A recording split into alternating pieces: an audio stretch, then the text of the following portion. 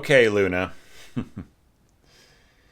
I am listening to this mock-up one more time as I look through the score, and I just feel um, a bit of regret. There are some entries that we've seen that present like the presentation of the entry might seem um, a lot more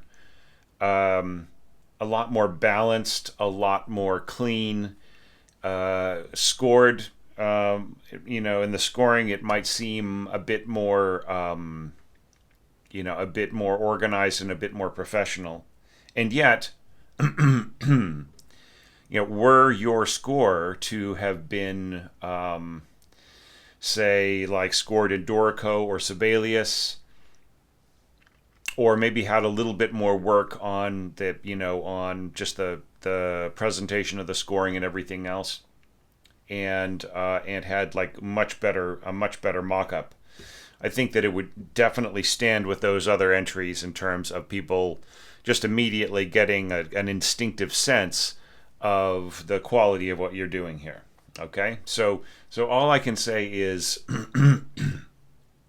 if there are other options in Muse Score for better sounds, if this is a Muse Score uh, file, then you should try for that. If you are, you could try, I don't know, Dorico, Sibelius, Lily Pond, something like that. Maybe using Note Performer, which is a cheap kind of ground level sort of sound set, and it intended for notation applications, that just has a very nice, satisfying sound as a bass line, right? It's not, obviously it could never replicate the sound of something real, but it's for its price and for the quality of what it has, it would of course be much better.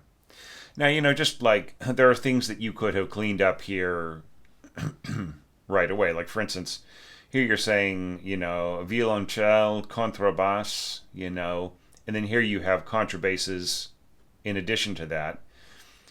Your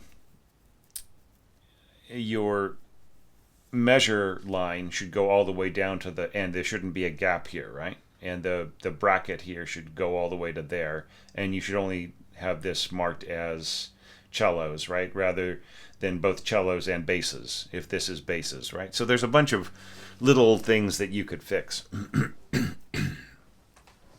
I would say, like, in terms of like using using open pitches, I would say that this is done pretty well. I love the idea of trumpets in D. We've got a G score, right, rather than the F, like most scores, or most orchestrators opted for F major rather than G. So of course, horns in G, trumpets in D. That works really nicely. You could have also had horns in D along with your horns in G, and then you could have gotten some of those low pitches a little easier. So here you've got octave Cs. Now see right here, this little ottava bassa, or it's not ottava bassa, it's an ottava bass clef, I meant to say. So this is completely unnecessary. Like, if these are horns in G and the players realize that they're playing natural horns, they do not need this caution here. They will know that this is old notation, right? Okay. But yeah, looking at your natural brass scoring, you really do play by the rules. You have the occasional stopped pitch, and you use it in places where it makes perfect sense, like right here where there's a lot of tension in the harmony. And then here I'll be talking about this more, but like stopped, open, stopped, open, stopped, open, right? That's just perfect. And then you have occasionally you'll have something a little weird right in here. Do you know what I mean? That's it may not be as beautiful as you're thinking. But I used a few stopped pitches here and there in my interpretation too. I'm not, I am not Lily pure. Actually, some people use their natural brass a lot better than I did, I would say, in terms of just, using nothing but open pitches. But yeah, there's some really nice stuff. And but like there are things, for instance, in the mock-up, like the roll in the timpani just sounds so mechanical, and I can't tell the difference between that and say maybe a rolled tom tom or even a rolled snare drum. Just the quality of timbre is not that great. So see if you can get something better. And the reason why I'm saying that is it's not for selfish reasons of me trying to have the presentation of every score in my challenge be like really beautiful or whatever, or convincing. That's not it at all. It is more that I want you to have all the opportunities that you deserve. Do you know what I'm saying? Like, I want you to be able to send out a mock-up to like a dance company or a indie filmmaker or whatever, that they can use before the live musicians are hired, right? So they want something convincing. Okay, so that opening rant over, let's look at our evaluation criteria. And there really is a lot to say in every section, so I'm really going to enjoy digging into this. So we're starting off here with, a pretty heavy bass right in here. You've got, pianissimo or not, there's going to be a huge amount of weight on the bass right here. You've got double basses and cellos on that pedal G, and you've got your second bassoon. We have to know how many of each, right? You just say clarinets, oboes, flutes, bassoons, how many? Right? And then whenever, like sometimes, I guess flöte, so that would be one flute, right? But two oboes, two clarinets, two bassoons. It's almost like more of a Mozart orchestra, really. Yeah. So anyways, getting back to this.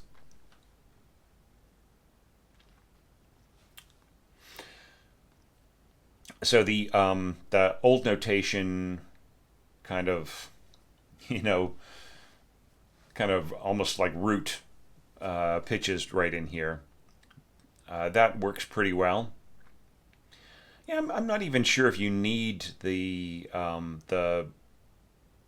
second bassoon here, but it does have a nice way of kind of mellowing the sound of this combination right here in your horns. So I'd say don't leave it out, but I don't know how necessary it is when you've got the strings as a cushion as well, right? All right, and then continuing on, talking about the little chorale here. This is interesting. You've got the tie here, and then, did you maybe intend for this all to be slurred, right? In which case the tie makes a lot of sense in the second voice. All right, so I would put slurs on this first bar. So da da, and you're slurring across the downbeat, which is from the upbeat to the down. Da da da da da da da da. Yeah. This is a lot. This would be a lot easier if you had unison on the C. So both instruments going da, and then have the second clarinet hold on, while the first goes da da da. Do you see what I'm saying? Because like what you're asking the second clarinet to come in, after a 30-second rest, right on the nose, even though this is very slow, but still. So it's better for them to hit the downbeat together and go da. So the only thing that you have to worry about here, I see what you intend here, but what you should realize is that unison clarinets have a phased kind of a sound, but it's only for like one, it's like a half a second. So it's not the biggest crisis, but there will be, it's not the most delicate thing, but it still is beautiful. Like everything else is very beautiful about the way this is set up. It's very Brahmsian. Clarinets and bassoon working together. That's very beautiful. I'm not sure how much you need this sort of boom, but it's super soft. So I mean, it's not totally wrong or anything, but yeah. Watch out about leaving out like a fermata on things. Just try to proofread your scores as before you turn them in. Okay. So, does the intro set the mood effectively?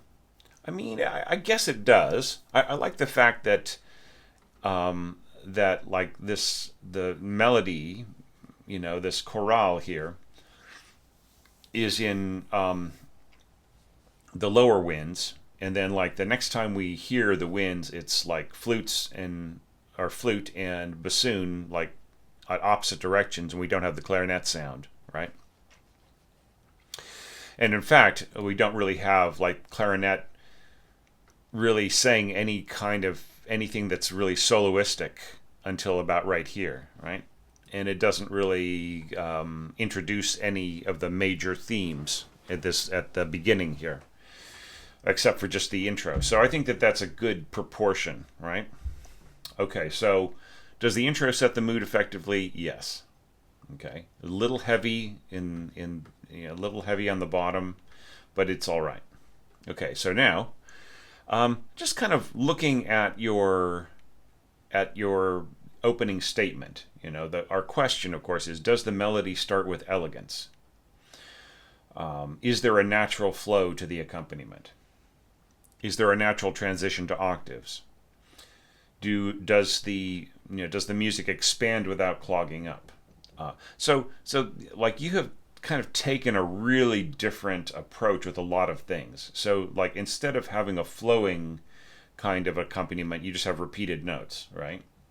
You don't really expand here so much. I mean, the music expands a little bit, but you don't have any. You don't follow Beethoven's recommendations to have hairpins, right? He has a crescendo and then a diminuendo. So those are things that you could add to it, and it wouldn't, the way that you've scored things, it wouldn't really hurt anything. However, we have to think about like how could you make this more elegant. Da da da da da da da. So there's nothing too inelegant about about the first violins carrying the melody here. But I would just say that like look at how you are choosing to write the way that they're going to bow, right? You don't have bowing marks, that's fine. They're not needed, but the players will go down, up, down, up, down, up, down, up, down, up, right?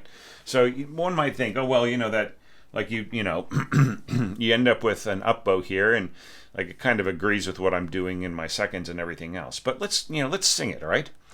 Ta ta ta ta ta ta ta ta ta ta. Does that sound elegant? Now think of another way, all right? So just listen to how I slur it. Ta ta ta ta ta ta ta ta. All right, so like only you can judge what works aesthetically best. But to my mind, I feel there's a lot of there's a lot of unevenness to the flow of the melody, the way that you've scored the rests, or the slurs. I mean rests, the way that you've scored the slurs. So the bow is moving a lot, ta ta ta, and then ta. It really kind of goes da. There's a bit of a dig on this, right? Do you know what I mean? Whereas the other way, ta ta ta ta, it just feels a little bit more natural. And then ta ta ta, just kind of, it's like the nuance here is kind of pushing, like pushing to the first, pushing to the third, pushing to the first beat again, right? So I mean, if that is the is that if that's what you feel, I can't say, oh, that's wrong, Luna. I mean, I just don't know how much it matches up with the intention of Beethoven's music, right? So and if that's not your concern, don't worry about it. Then there was a whole question of a natural transition to octaves, and here you've chosen to go with different harmonizations, right? In fact, this is different from the original as well.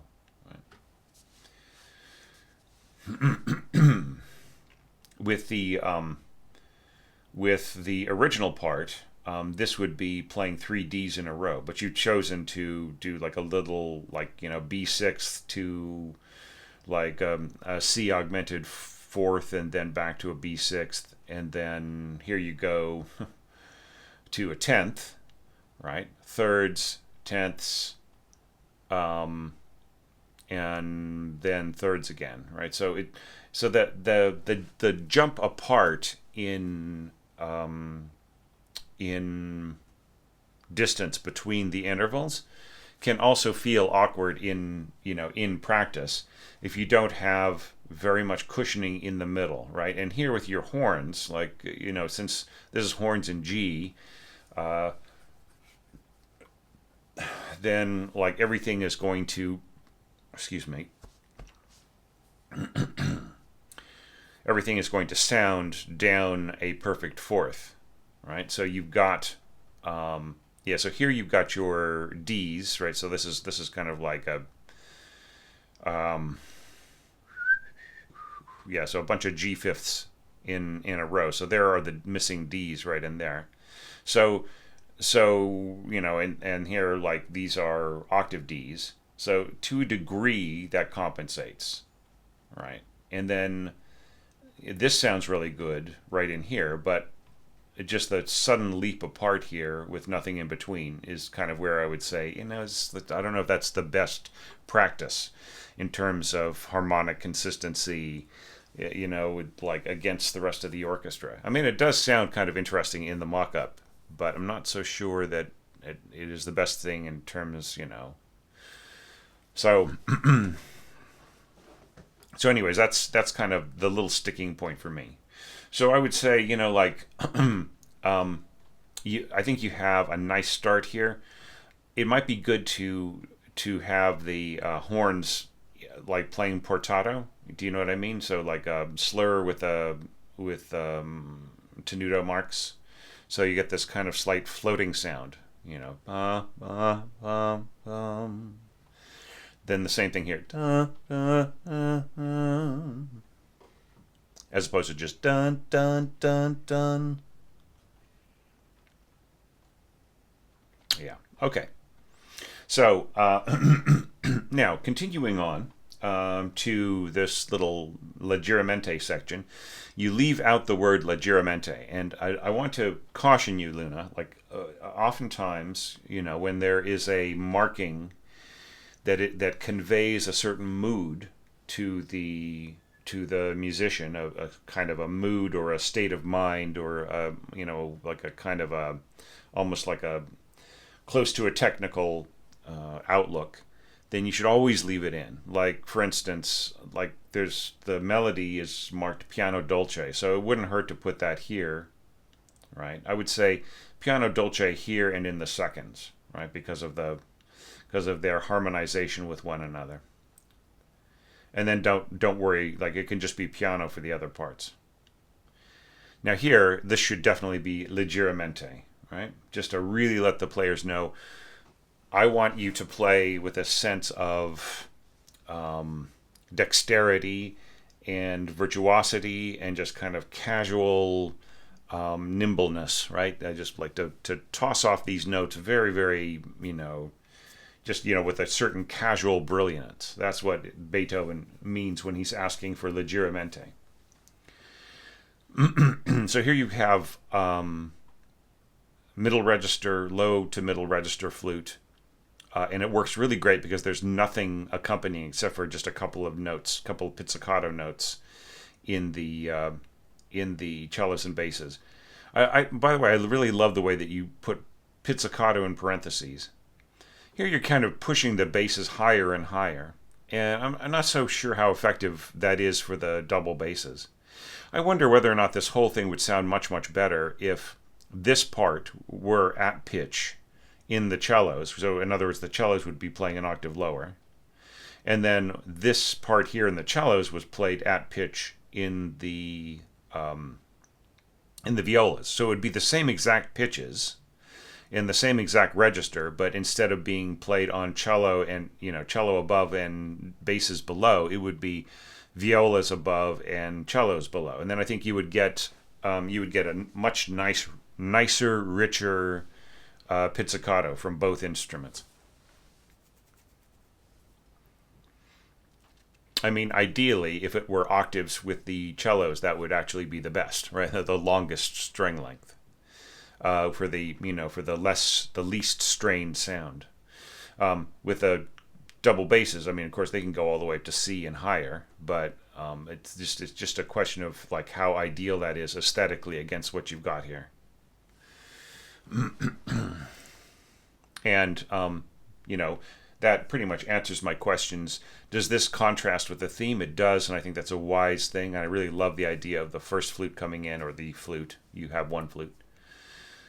The flute coming in, and then answered by bassoon, and so on. And just a little pizzicato, that's the harmonic support. Do you need it? You do, you say, or you show.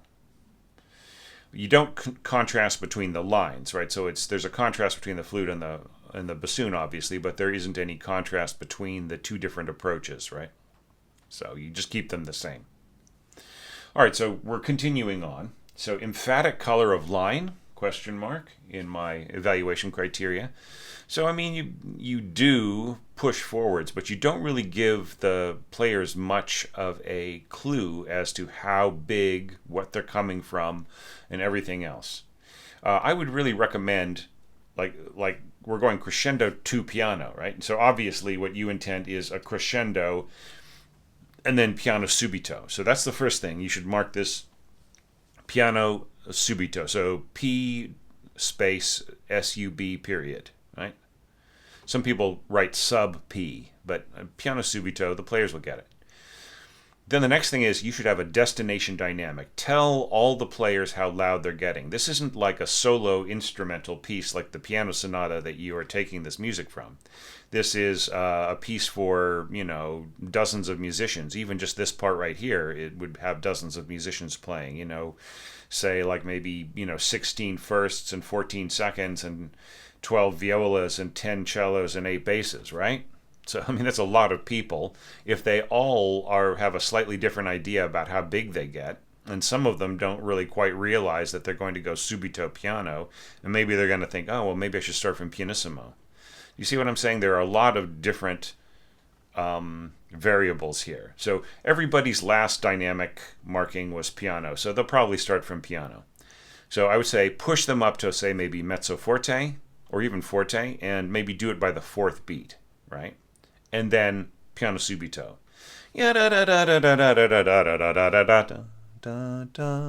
Right? I love the idea of mezzo staccato here. I think that's absolutely beautiful. That's really great, Luna. I'm not a huge fan of this whole thing about the slur coming from the note head instead of the top of the stem in this situation. I feel that it's harder to sight read for players. It's just like just go from the top of the stem. Okay. That's the standard, and it works great, and it's much easier, I feel, to sight read. Maybe this looks a little cleaner and is a little clearer that that you're slurring from the idea of what you're slurring to is note head to note head, but it's just still, it just feels a little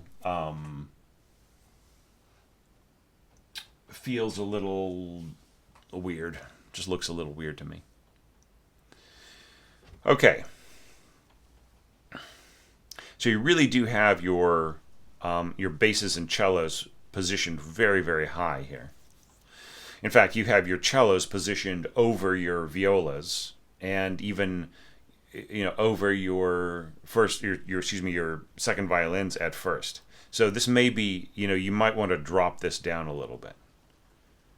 right? Because the cellos just are, you have functions that are crossing each other and they're very unclear. Drop the cellos and basses an octave and see how that sounds in your mock-up. Da da dum, and here da da dum. This, like, I think this would drive some, like common practice. This, like, going down and then up a fourth and then down a fifth there. It might drive some theory teachers a little nuts there. Why not just score what Beethoven said? Dun dun dun. What could be stronger than that? And then here you go da da da. Like you put the B in the seconds, but just it would be better to go F sharp D F sharp A B C, right? So that's just stronger. Just keep the parts where they belong, right? Yeah. I mean, yeah, I see what you're doing, throwing that A in there. Yeah. It just like, yeah, I just say don't get cute with that. Just try to be more straightforward, and I think that you'll have a much better result. And the same thing with with these lines crossing the functions, these bass lines crossing the functions of the middle. That I don't think that's the strongest approach either.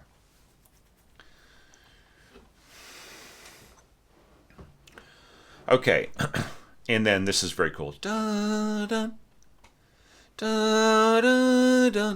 Yeah, that's very cool.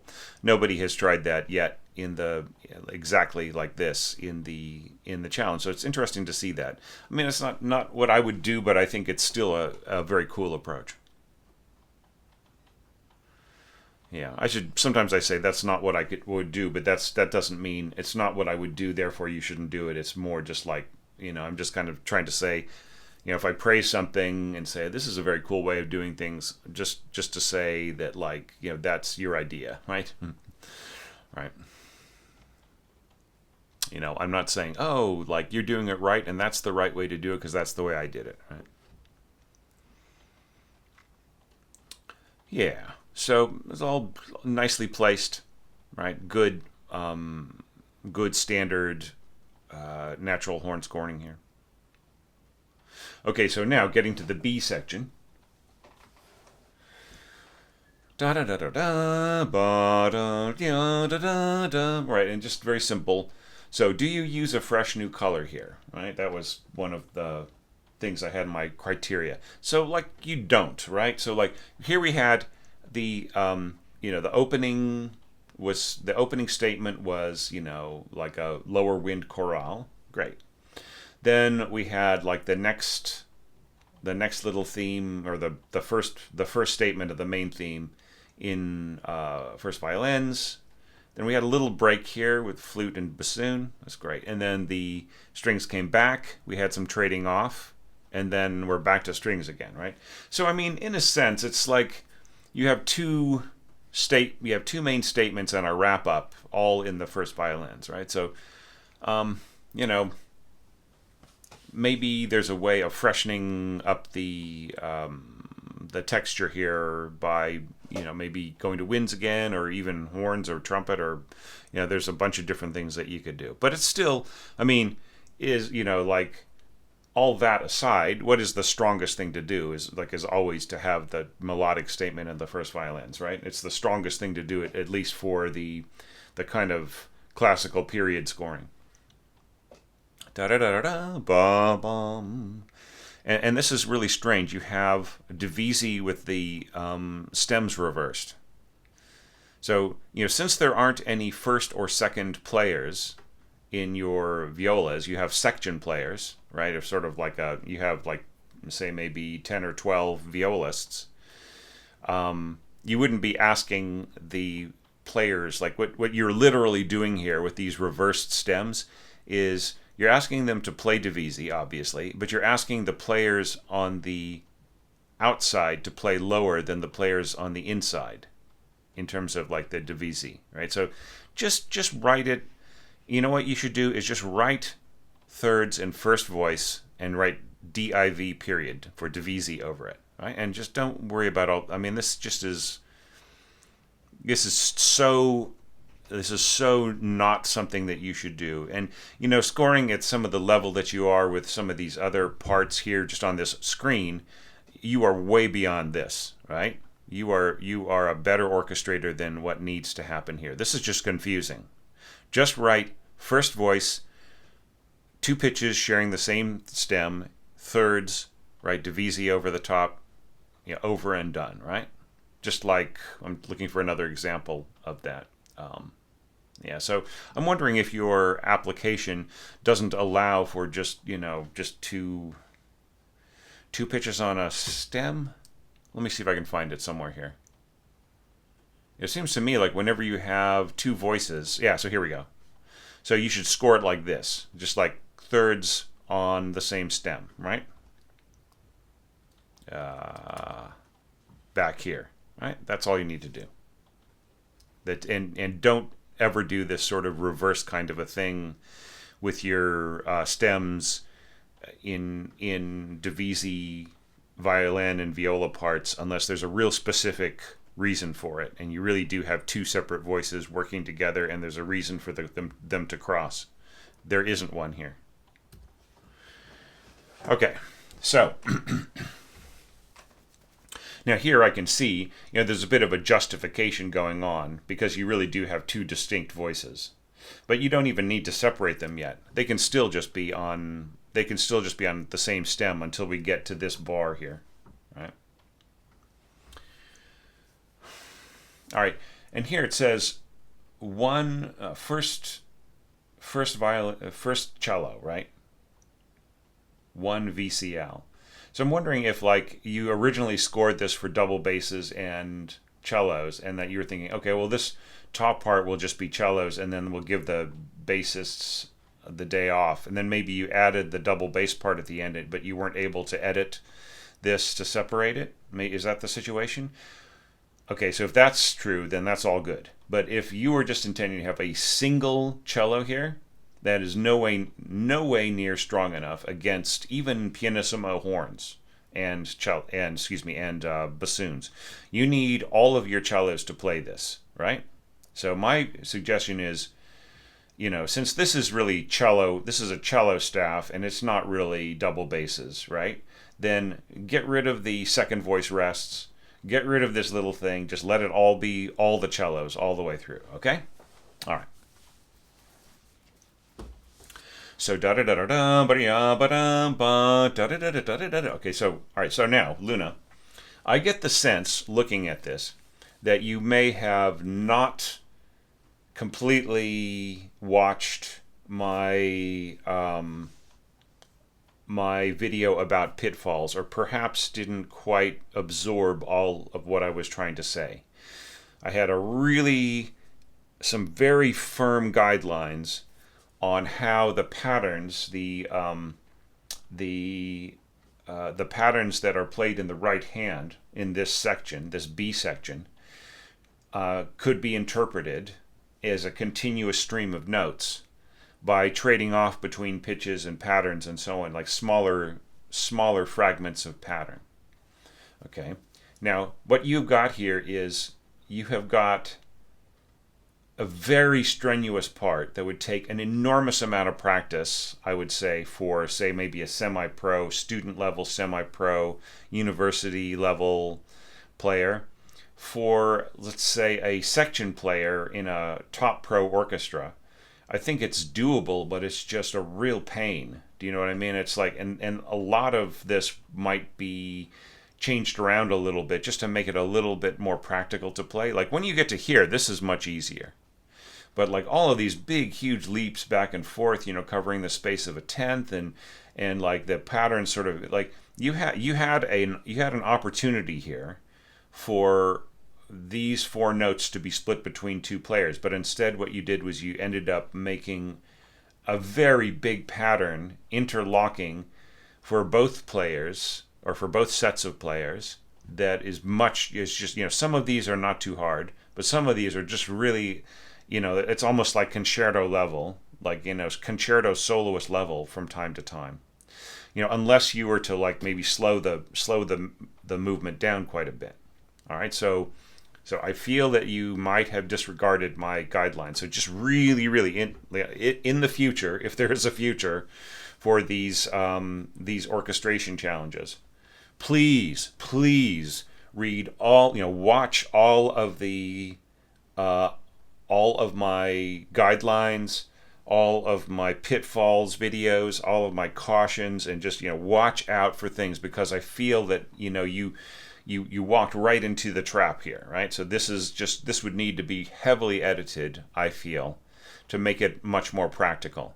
Yeah, the thing about it is, sure, you can write really difficult things, and the players can sort of try to catch up. And if they're top players, if you think top players, top orchestras, and everything else, they can sort of maybe play this, and even at the first rehearsal. But look, like, wouldn't you rather have something that really naturally fits under the player's fingers, that just is a joy to play, rather than this, intensely crazy thing? Now, having said all that, Luna, maybe you are like a violin virtuoso and you're just nodding your head and saying, yeah, Thomas, I don't have any problem playing this. I don't think anybody else would either. Okay, but anyways, I'm just saying, I feel bad about that, because I feel like, you could clean up this score a bit and then try to get it played, but this would have to be rewritten heavily, right? Instead of just mildly. So like once you get to here, this in a non-dovetailing sense is perfectly fine, right? I mean, I like there's certain things that you're doing, like using the open A and E strings, and then just like having these pitches up here, but then having to reach down to get the A sharp and then the B. That is a bit of a pain. Yeah, it's just, and then this is going to be hard. F sharp going up to D, F sharp, the G going up to E, and yeah, it's, I mean, look, it's not, I'm sure that some string players are going to jump in here and say, well, some parts are not all that hard, but some parts are really just like, and then also the way that the slurring pattern and the staccato and everything else, it's I just don't feel that this is all that practical. Okay, but let's just say that this had been simplified down a little bit and everything else, and I will judge the rest of this screen based on that. Okay, so here we have some nice open horn pitches, and then here, as I said before, like this would be great as stopped, open, stopped, open, stopped, open, and then I would say definitely put the accent back, right? You've taken the accent out, so just put the accents in on this, concert pitch sounding A sharp to A, right? Ba da da da. Just put the accent on those pitches, but leave it out of everything else, and then you've got it. I like the idea of the clarinet and the violas working together, and then we emphasize it a little bit more with the G horns and the bassoons and so on. And just you're keeping everything very simple in the cellos and so on, and expanding outwards. I like the way you kind of add things. I feel that it's really it's very, very reserved. I think that you could, rather than just really keeping everything incredibly soft, I think you could have expanded outward a little bit. Maybe instead of just dropping down to pianissimo, maybe opened up a little bit more to mezzo piano, and then the crescendo will have a little bit more push, right? And then the winds in here are fine. I like the idea of the flute up here kind of dancing around. And yeah, start from piano, not pianissimo. And here, you could even add a little bit of flex.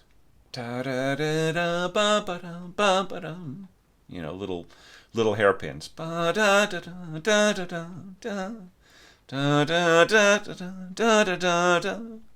Right. Okay. Right, and then I would say, with these kind of this kind of very savage playing all the patterns continuously through, I would only do that for 2 to possibly 3 bars. So in this case, I would almost prefer that you just have 2 flutes and then have them interlocking right in here. And these patterns could be somewhat interlocking as well, rather than everybody taking everything. Do you know what I mean? All right. But yeah, but nice big fat okay, two cellos and double bass. Okay, except for the fact that cellos can't play this B flat, right? They're already playing it here. If you mean like the two cellos playing B flat sounding an octave higher, right? So like you've got it written here. Yeah, so I think that this is a bit of a mess in here. So look, like this should be all the cellos. This should be all the basses, right? So forget about like saying, oh, well, just a few cellos or just one cello here or what, you have got trumpets, horns, bassoons going nuts. They get to this fortissimo here. You have a roll in the timpani, and you're saying, oh well, just a couple cellos. No way, no way, no how. This has to be all your cellos, okay? All your cellos, all your strings, everybody playing hammer and tongs, nice and loud, right?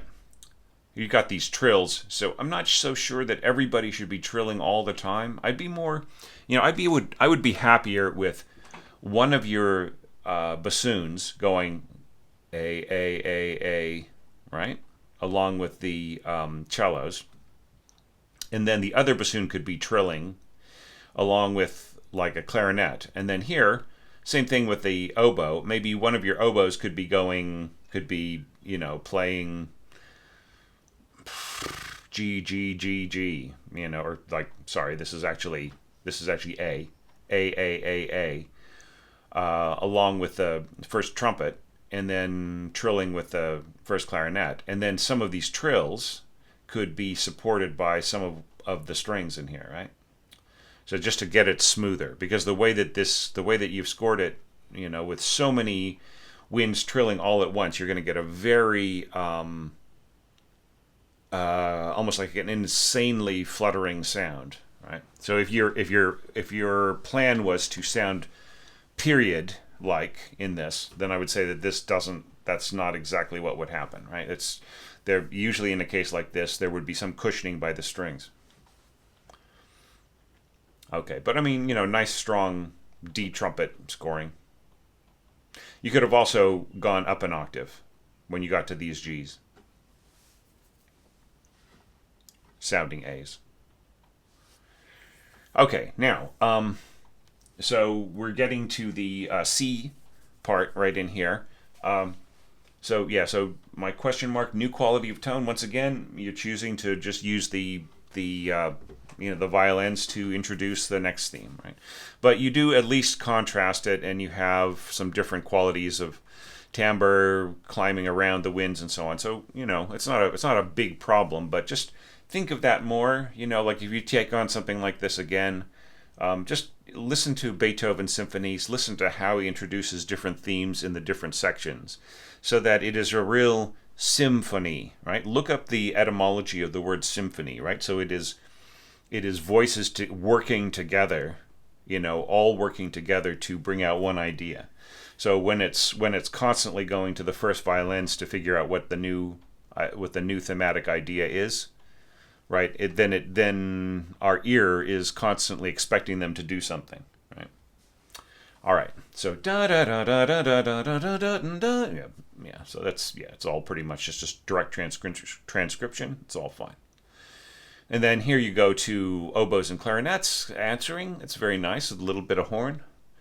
Right, and here we got this ba-da-dum. That's all right.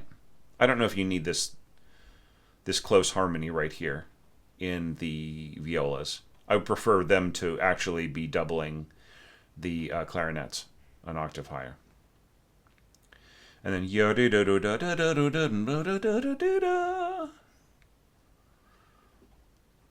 oh, sorry about that. Yeah, so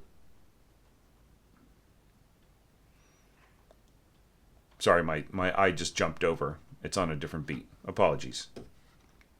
Yeah, but it's still really low in terms of it's just going to be a very gravelly sound way below the flute solo. Maybe this could be just a little bit higher. But I mean, then you already have a higher, I don't know. Maybe it doesn't matter so much. Okay, Bum, bum, bum.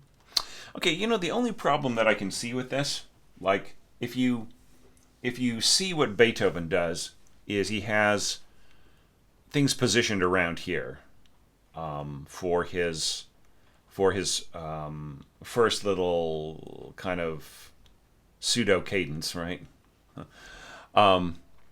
Then here, like you have positioned the strings in exactly the same place, but just jumped the winds higher and added more brass, right? So, I mean, that's okay. I almost feel like couldn't this part be a little smaller and more intimate and then spreading outwards in both directions, right? Rather than just building on top of it with higher winds. Because like the thing that I worry about is that the next part won't sound fresh in the strings because it's exactly the same thing, right? That's yeah, and then yeah.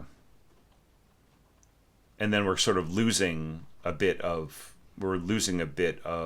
color and weight to the double basses by you jumping up the second bassoon to double first bassoon, right?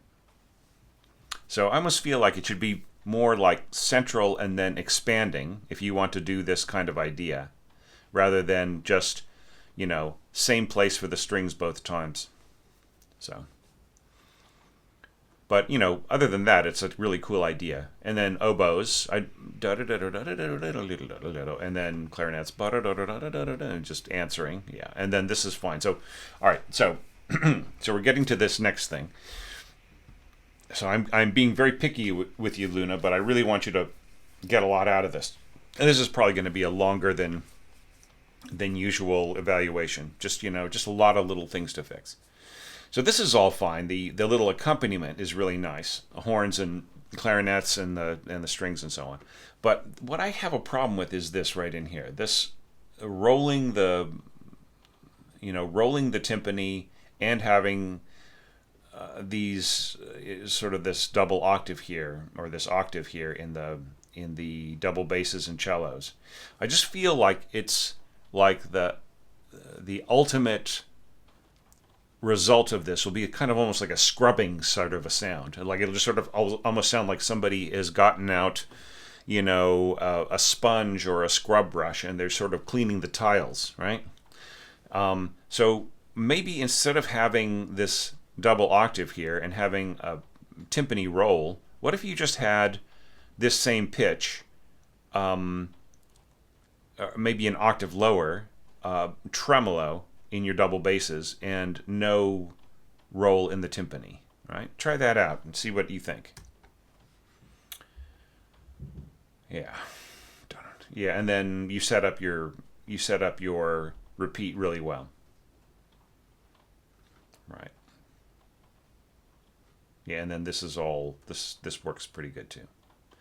Okay, so let's jump ahead and take a quick look at the E section, where all of these things that we've just talked about are have a recapitulation, and then we'll jump back and take a look at D. All right. So da da da da da da da da da da da. So you pretty much do exactly the same thing again in your horns and strings, but you add this. You basically take exactly what you're doing down here, and you elevate it up to the flute and oboe with a little, like you just leave a gap here, right? Da da da da da da. I'm not so sure. I'm not totally in love with this huge gap here. Maybe you tried it out, and then the tenths interlocked with the first violins here, or enclosed the first violins, and then it didn't sound good to you or something. Maybe you could just have the flute play the first violin line here and just leave out the oboe. Yeah. But I mean, in principle, that's pretty good. Now here you're doing your clarinet to bassoon thing, and you just kind of continue doing that, and then here you reverse them, which I think is very fun.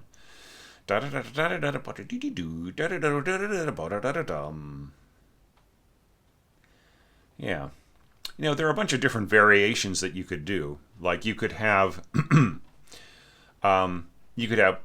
oboe play this, answered by bassoon, and then you could have bassoon play this, answered by clarinet, right? So just so that it isn't the two voices back and forth over and over again. Or you could do oboe answered by bassoon, and then you could have clarinet answered by flute, right? So just having a little bit of variation in there, I think, is very helpful. And then once again, this could all be played the same exact pitches, just transfer them to upper instruments, just for a cleaner kind of a sound, or just have octave cellos. I think works better in terms of just like the not pushing the basses too high in this particular area. Of course, like this is no slant for high bass pizzicato. I think it's perfectly fine, but I just don't think it matches what's going on above.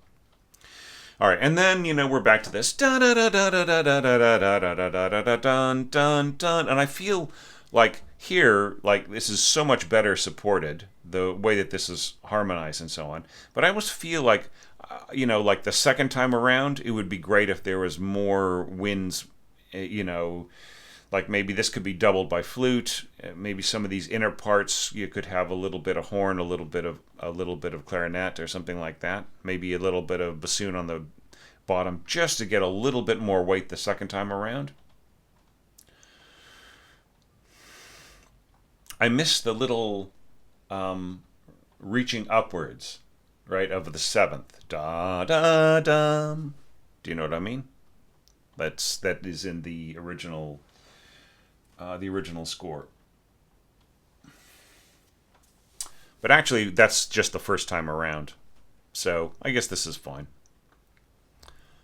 Bum, bum, bum. And then once again, you're sort of swapping back and forth. Just make it really plain. F, G, A.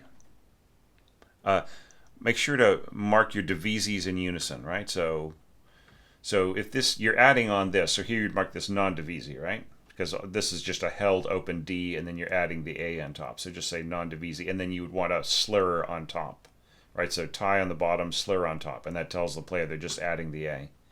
And then here, when you get to this, I would mark this this divisi. Of course, if it's just a straight row of sixths, then that could actually be played very easily non-divisi. But it's better to take this whole thing on divisi, I'd say. Yeah, and just don't do this fun back and forth of the different sections. I think in this thing you just really need the players to just really like move forwards with the theme. I mean, it's just almost like I admire it in one way. It's a little bit like the whole Tchaikovsky sixth thing, fourth movement, where the order of pitches is transferring back and forth between this first and seconds, and if they're on opposite sides of the stage, then you get this weird kind of stereophonic effect. And I can see that that's what you're aiming for here, but I think that it, for Beethoven, it's a little far out, right? Like you're trying to get into a sort of a more period mindset. So I'd say if you're sticking to the period, then just have nice straight lines of how you're getting to different places. And and then of course you've got this same thing that you did before, dun, dun.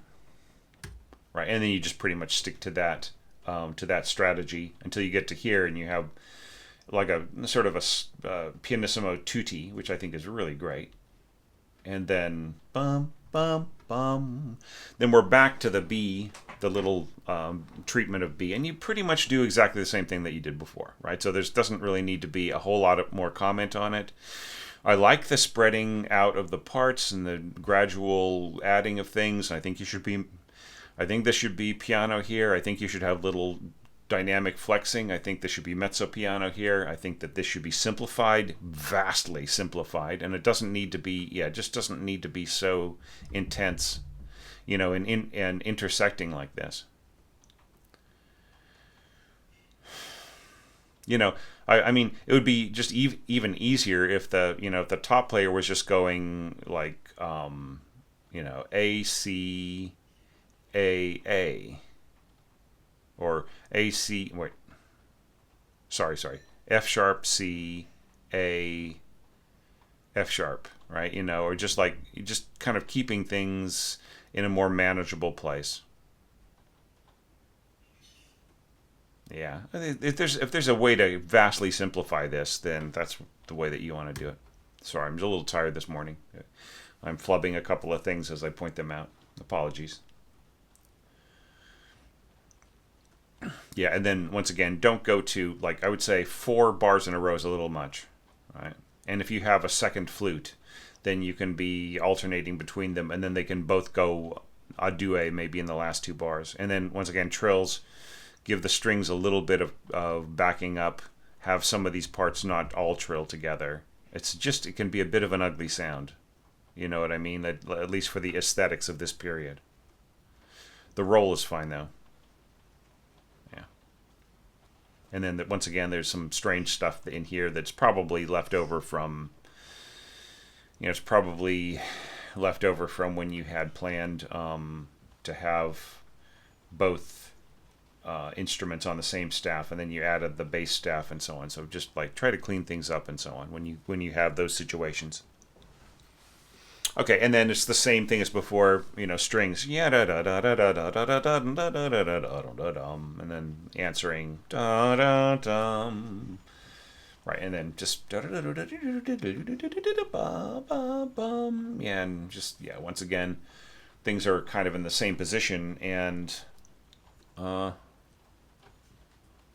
here you have exactly the same. You have kind of the same exact chord voicing both times. All right. Now, what does Beethoven do on that same thing? He has,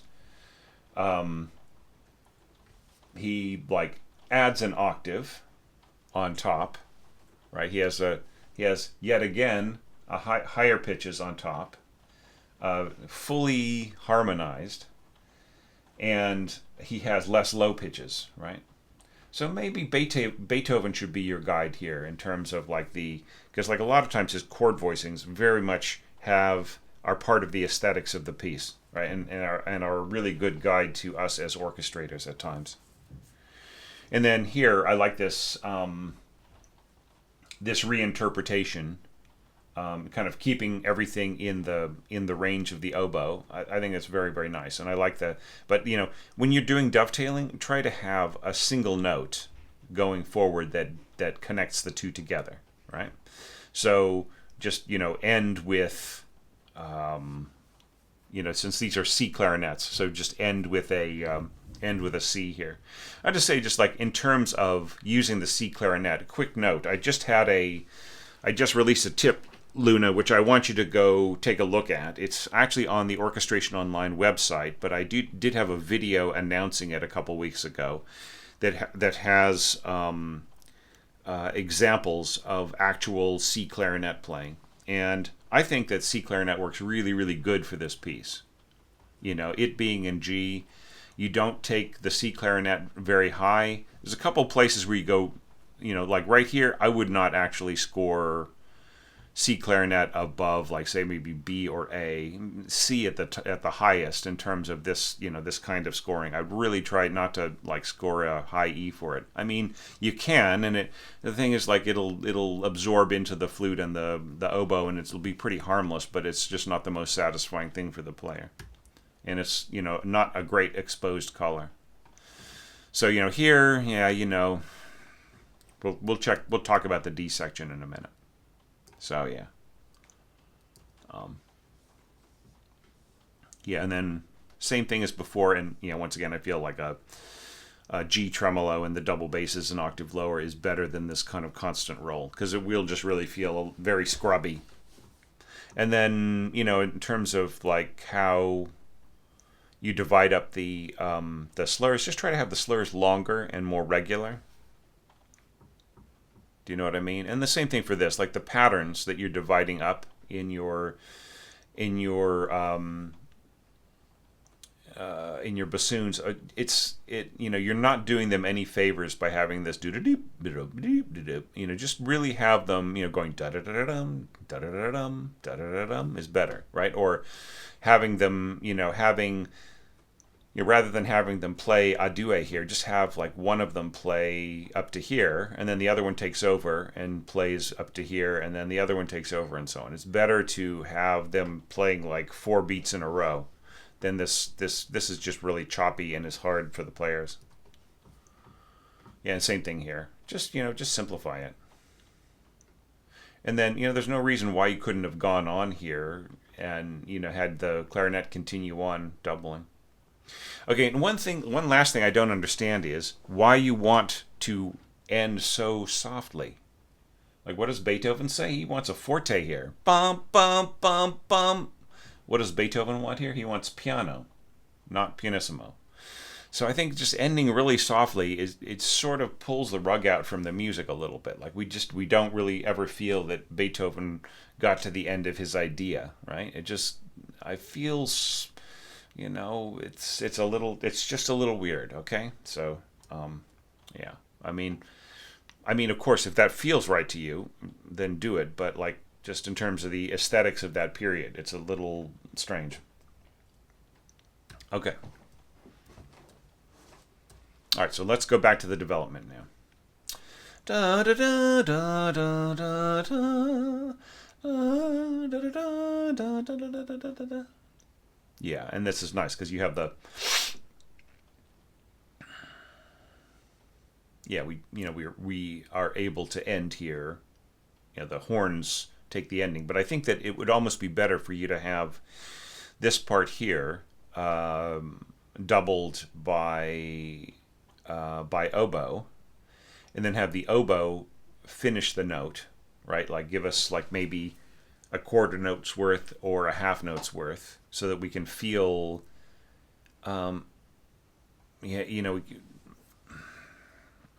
we can feel the end of the melody, right?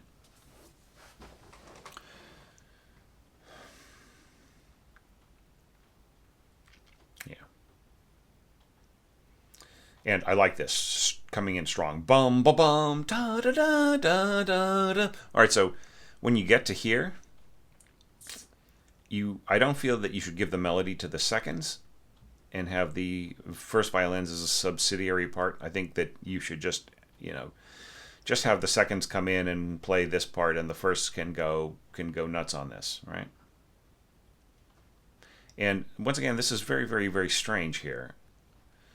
I mean, why do we have reversed? Why do we have reversed stems? And like maybe you're saying, okay, well, I want some of these players to be playing a fifth here, and then a fourth and a fifth, and then I want the other players to be playing the note in the middle. I think it'd be better for the lower players, like if you're going divisi here. So, like, all right, so look, you know what the easiest thing to do here is? Give the bottom pitches to the cellos, and then the top two pitches can be divisi, sharing the same stem, and then the cellos and violas can end here. All right, that's just the easiest thing. It's just like the way that you've scored it. There's some things here that are sort of just unnecessarily complicated. I mean, they're not really that complicated, but they're just like you have to understand, Luna, that a lot of the time your score is going to be sight read, so you have to do everything possible that you can to keep it easy for the players, right? So if there's an effect that you're adding to the score that could be scored the exact same notes, the exact same effect, much, much simpler, then do it that way, okay? So, all right, that's rant over, okay. And then you have this da-da-da-da-ba-da-da-da-da-da-da. So just be aware of the thinness of the sound of the C clarinet, right? So it's actually a pretty good match for the flute. One thing about this is just like I almost feel like you could have had this a conversation between first clarinet and flute and just gone back and forth more regularly, because this sort of like da da da da first flute, second first flute, it's very irregular on the players, and it's kind of harder for them to kind of find their way. So this is one of those things where it might be easier just to go first flute, and then the first could continue to play rather than trading off, and then go to the there's no need for you to trade off between the players with something this short, right? Yeah, but I really do like this little conversation that you have in here. A little touch of horn. Maybe this could just be like an eighth note long. Da da dum, ba ba bum. You're going back and forth between the double reeds, horns and violas, cellos and bassoons and so on. Yeah, and then this is all pretty good. Now I don't really like this da da da. It's sort of try to keep your I would say try to keep your slurring a lot more regular. It would be easier for your wind players just to like slur a slur all the way because the speed is so fast. They just play all this all under one breath, or to maybe the slur by the beam group or slur by the bar. Do you know what I mean? Just keep it really regular and simple.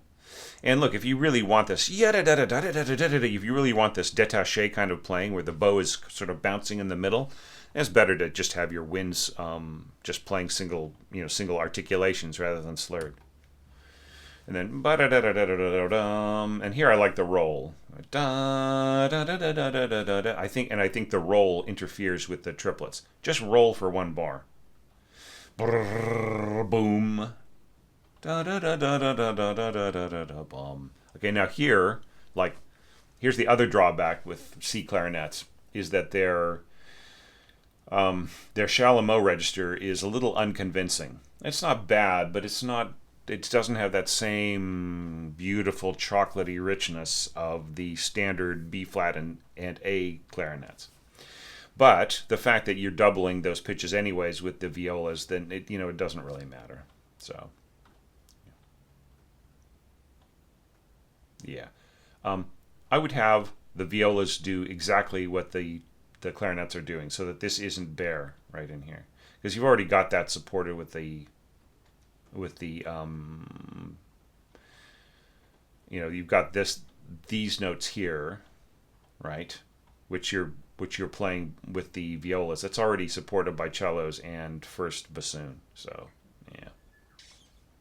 yeah, so just have your violas jump up along with your clarinets, so that this isn't a duet. C clarinets in their Chalumeau register are not just naked there, right? Because it'll just that for a brief moment, it's not going to be the most pleasant thing. It's not hugely to be avoided, but it's just aesthetically, it's a nice little thing you could add there. Yeah. Okay. So look, Luna, it's I started off with a lot of cautions and a lot of advice to maybe get a better sound set, and part of that was also for the audience, because I didn't want people to to take you for granted. Like the worst thing is when somebody blunders here into the comments. They have no idea what we're doing here in terms of these evaluations. They have no idea that they should be supportive and that they should try to build one positive comment at a time, how to fix things, how to make things better, instead of just saying, well, I don't like it, or oh, this sounds bad and that sounds awful and blah blah blah. You know what I mean? That those people, I'm just warning you, if you're about to make that kind of comment, I will remove it from below this video, and I might even block you from the channel. Okay, that is not why I'm here. I'm not here to watch people cut down, try to make themselves feel better by cutting other people down. We're not here to to have our works judged and to get a prize afterwards of who did better than whom, right? Everybody did their best. That is the grounds on which we start, and then we talk about how we can make it better and how we can build orchestrators and not tear them up with people leaving crappy remarks. So that's why I took a little bit of time at the beginning just to point out better sound set, slightly better presentation, maybe a more sophisticated notation application, or maybe the notation application that you've got is fine, but it just needs to be the parameters of your layout need to be a little bit more sophisticated, right?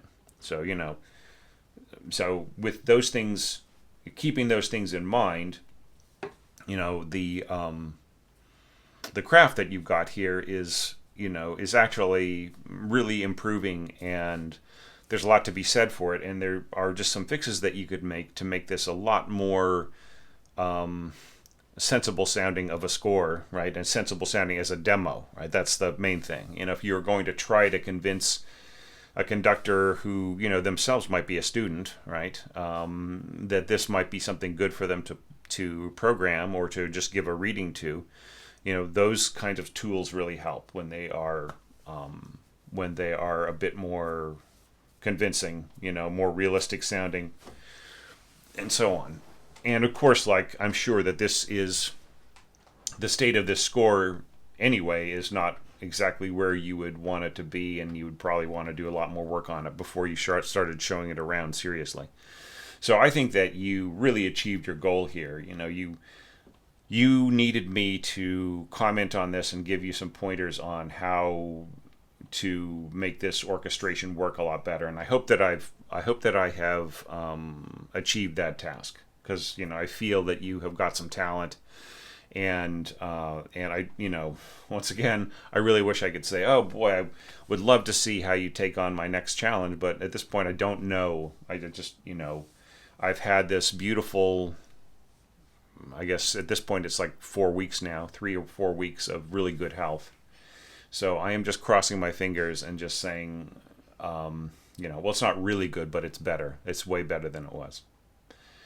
It feels really good, but it's, it's still, I still have off days. So anyway, so thank you so much, Luna, for your patience and for sending this to me, and the work that you put into it, and for you putting up with the time that it took for me to get my health together, which I didn't think was going to be 2 years. If I had had any notion, I would have delayed the challenge. If I had any notion that I was going to have bad health, and that's the reason why I can't really promise, when there is going to be, or if there is going to be, another orchestration challenge. I really want there to be, because I'm enjoying this so much right now. This is just like, it's always the funnest part of my year, to sit down with everybody's scores. And of course, like, we started off with these orchestration challenges, and I would get like maybe 3 or 4 dozen scores, and then it got up to 70, and then it got up to 120, and then it was 170 entries on the last one. So it's just like, that's taking more and more of my time. So once again, maybe it's something that just, as it gets bigger and bigger, it would just get to be too big for me to do and still have a career, right? Because I do have a career. In fact, I was actually doing some scoring this morning for a project that's going to be performed in October, right? So it's mid-October, so I had to get it out the door. So, but look, thanks everybody. I know I'm babbling a little bit, but I'm just really so happy to have gone through this and looked at it, and looked at all the really great ideas, and helped to polish up some of the other ideas to make them great too. And just keep at it, Luna. Okay, no matter what, just always try to make a place in your life for orchestration, because you've got some talent here, and you've got some chops, and I just want you to keep improving. All right, and that same goes for everybody out there who's still with us. So you know what to do. If you haven't done it already, give Luna your best in terms of giving them some guidance, like letting them know what they could possibly fix up, maybe some insights, some perspectives on your own growth as an orchestrator, and also, just like, even some kudos if you feel that they've done like, one or another section in a really intriguing way, which I feel is definitely is the case here. All right. So enjoy, everybody, and I will see you tomorrow.